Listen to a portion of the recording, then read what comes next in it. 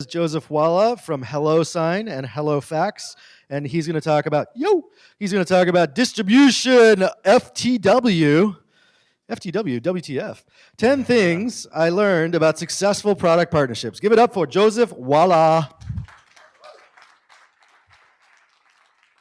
I actually got rid of one of them on the way down, so there's 9 things that I learned from doing integrations at a startup. So the reason why I'm really excited to talk about this topic is because this has had like a major impact on our growth. But it wasn't a given. In the early days, we made these huge mistakes, and some of them are just like simply embarrassing. And I told them the embarrassing stories, and they encouraged me to share it with you guys. So the first scenario was there was this vertical that we were really excited about targeting, and they had a lot of people who wanted to sign documents. So we do document signing. You fill out and sign documents online. And a company in this vertical reached out to us, and we were really excited. We were like, okay, so let's do this. And the mutual benefit was very clear because they would benefit from our document signing, and then we would benefit from like a big reach inside this audience. And so we got started, and we worked on the integration, and we did it for a couple weeks. And then we called them up one day, and we realized that we had no idea how this was going to be promoted or where they're going to show it to their users on the site. So like this work could be like completely useless. So we talked to them for a little while, and at the end of the conversation, it was still unclear whether our integration would actually show up. But since we were already like 2 weeks in, we decided to continue it. And then about a week later, this company was rolled up into a bigger company that had no interest in doing our integration. So after several weeks of work, this was like completely wasted because they just lost interest. And it was our fault. It was our fault for doing this like very amateur job of figuring out the structure of what we had to do before going into it. And there's another scenario that we did a lot better. So this is HelloSign for Gmail. It lets you fill out and sign documents inside of Gmail, so you don't have to print, sign, scan, or for you especially lazy people, you don't have to download and upload into HelloSign. You fill it out inside Gmail. You click on sign. You fill out the document inside an iframe. You add your signature. And then we automatically attach it to the same thread, and then you send it back.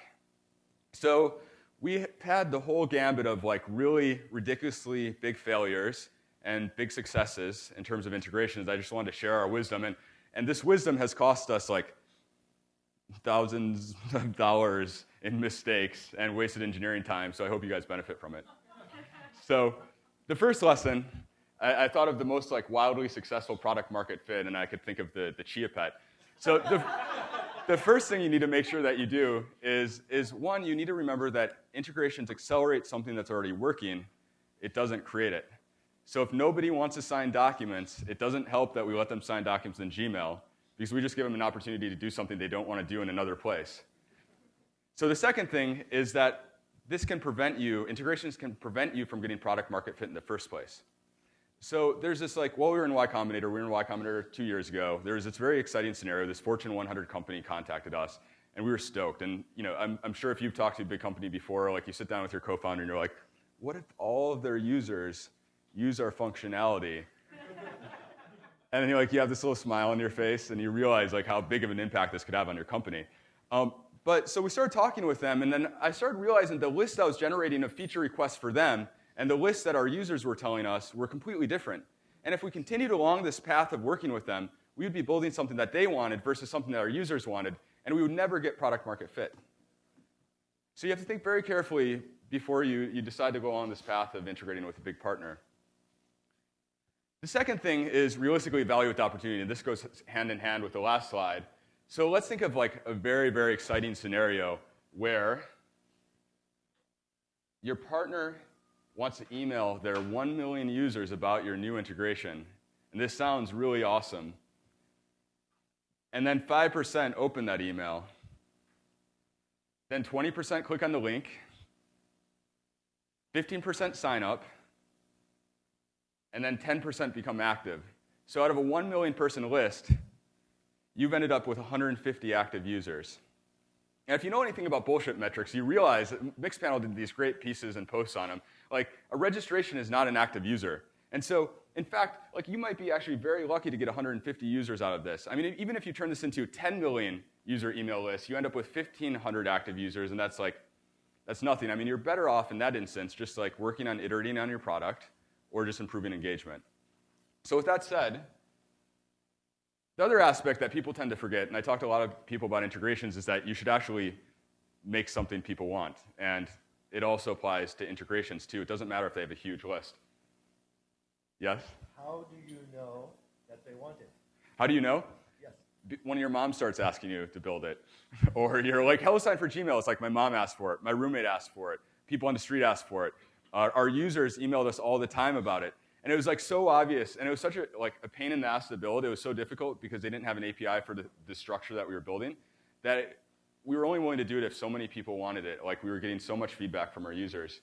And there's certain integrations that are like obvious that people don't want. Like a Gmail, like a HelloSign integration with Foursquare would probably be a bad fit. Like maybe you're at Sequoia and like signing your term sheet and want to like check in, but that's not like a natural integration. So the other scenario to think about is talk to everyone, prioritize, and build. So this is our model for doing integrations. Because the thing is that there is a huge number of integrations that you can build, but you can't do all of them. You can't play this game that the incumbents play where they just like brute force something and they integrate with everybody at once. So the trick is that you just need to prioritize and build. You pick something that's really effective, and then you go for it.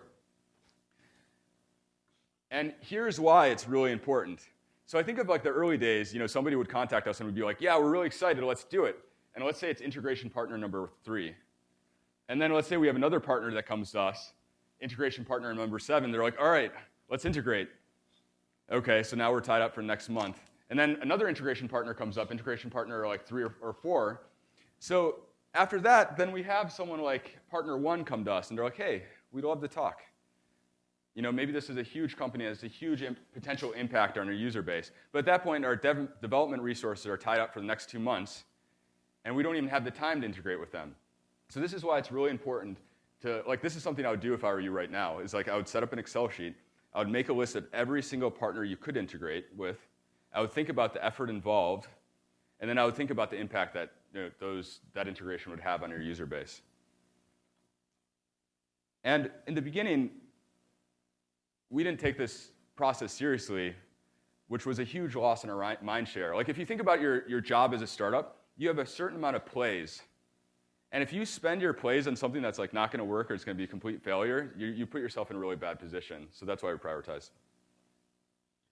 Now that you've accomplished steps number 1 to 4, so let's say you built one integration that people really want, and this is more of creating a repeatable model. And this is really exciting because what we do is we found out that there are generally 2 things that people want to do with cloud storage. They want to sign something, or they want to sync it back.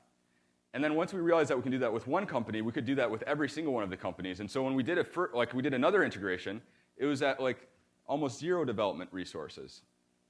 And so that's why it's really easy, or it's really helpful when you have a repeatable model. So I think our designer actually revolted against me on this one. This was actually supposed to be careful when integrating with other startups. And this is more of a controversial one, just because we love working with other startups and we integrate with them. But this company that got acquired was about the size of a startup company. And what happens with startups is oftentimes, they get acquired, they pivot, or they get distracted, or they do something else. And so there's a really simple way to think about the partners that you want to work with, which is a startup adds value, a partner adds an audience. And so if you are a startup integrating with another startup, you're creating a situation that's very high risk and very low reward.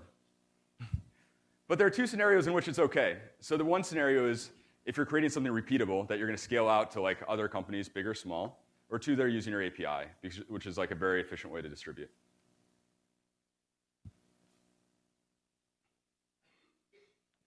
No all commitments involved.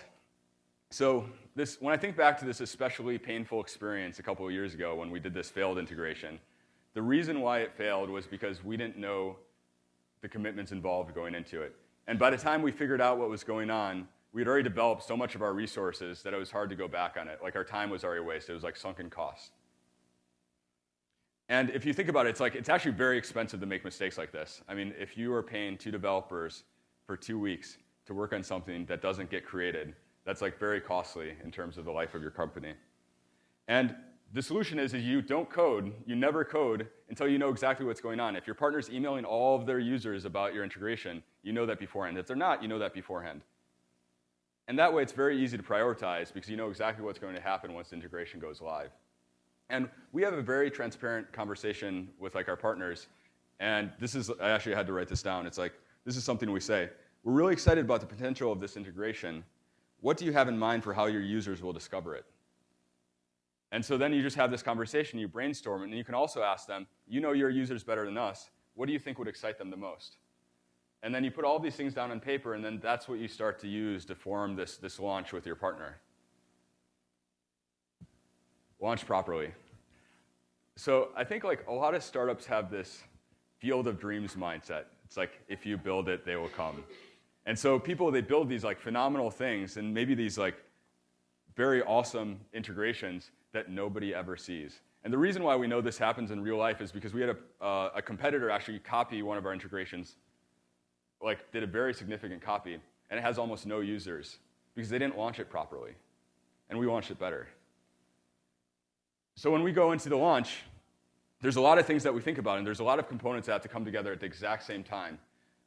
One is that we have a unique landing page.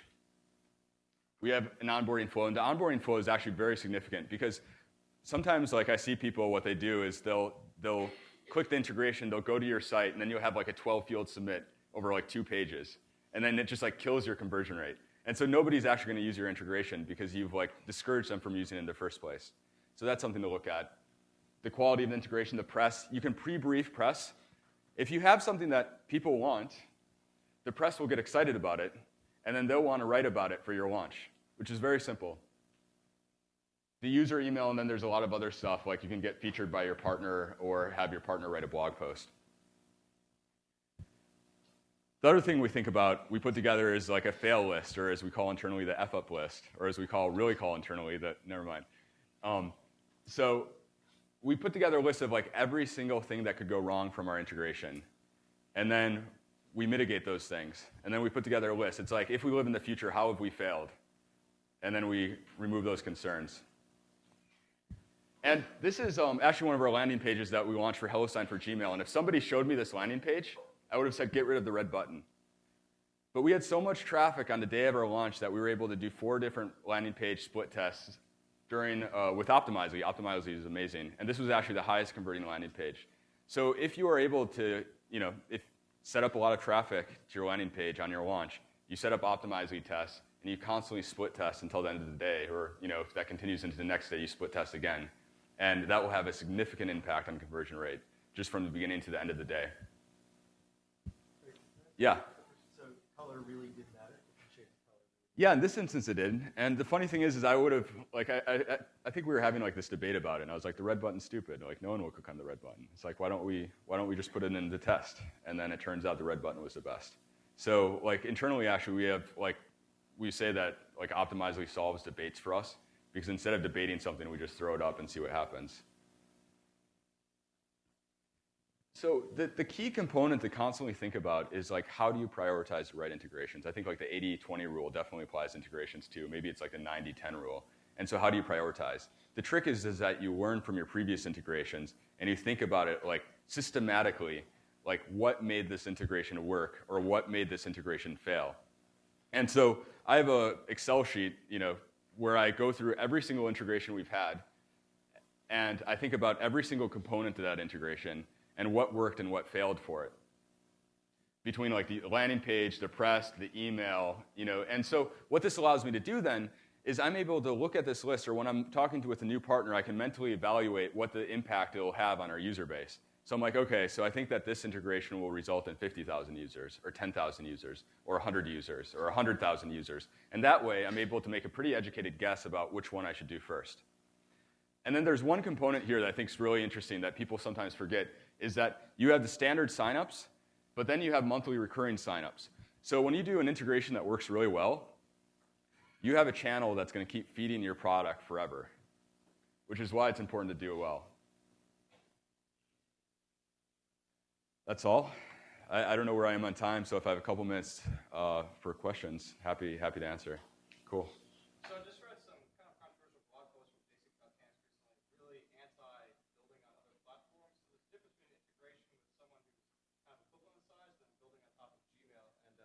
In his example, one of his big concerns was big people like Gmail or YouTube was his real, enemy in that post, kind of just copying your features. So if you build on their platform, then they'll decide to bake you in.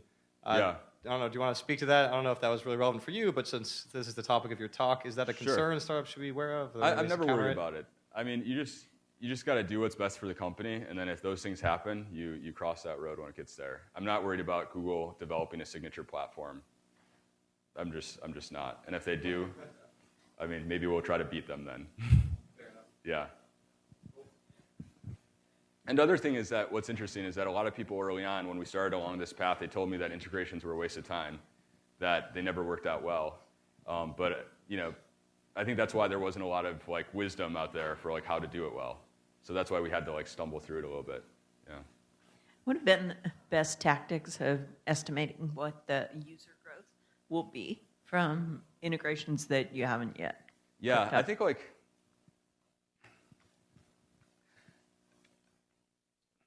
there's it's how much do people actually want this? I think that's one of the things is how useful is this? I mean, if it's something really exciting, like HelloSign for Gmail is really exciting, we were able to turn it into a huge launch. And what I found is that the bigger the hit you can get on the launch, that will dictate then the funnel from that source for till the end of time. And so I think it's really important to build something people want. I know that sounds trivial, but then the next step is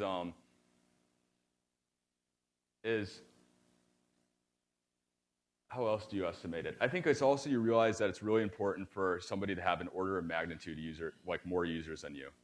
When you look at the funnel of 1 million users going down to 150 active users, it's better if you start out with 500 million users, which is the number of Gmail users that Google has. Once you have that, it doesn't matter if it trickles down to a 1% conversion rate, because then it still looks pretty good. Yeah.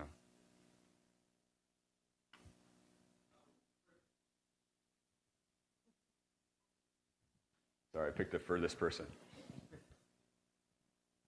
A great presentation. Really love the checklist. I think it's one of those things that everyone sort of thinks about but doesn't consciously put in front of them. So I thought it was fantastic. Appreciate it. I think everybody here probably is into A/B testing, believes in testing, iterating on that. What doesn't get talked about a lot is not how to test, but what to test. Mm-hmm. And can you talk a little bit about your process, whether it's a red button or something else? How do you go about trying to figure out what you're going to hypothesize on? Yeah, a lot of it just comes down to difficulty involved, right? It's how much effort does it take to get out a test that will we need meaningful results on. For example, swapping out a button is so easy to do. It's a crime not to do it, But you do have to note though that if you're optimizing, you're doing a local optimum. You aren't going to be getting a significant increase in traffic or conversion rate with a button change. You might get a bump or 5% or something like that, or 10% bump, but you won't get your 20% bump. If your landing page is significant, really, really bad, that won't tell you if it's really, really bad. So I think every once in a while you do have to do a full landing page split test. We didn't have time to do it here, so that's where the timing comes in. We just didn't have time to do it. But if you have the resources, I think you should do it. Because this traffic is going to come through your door once this day. It's going to be massive, and this is your one opportunity to capture them all. If we had more time, I would have done 2 very distinctive landing pages. Cool. Sweet.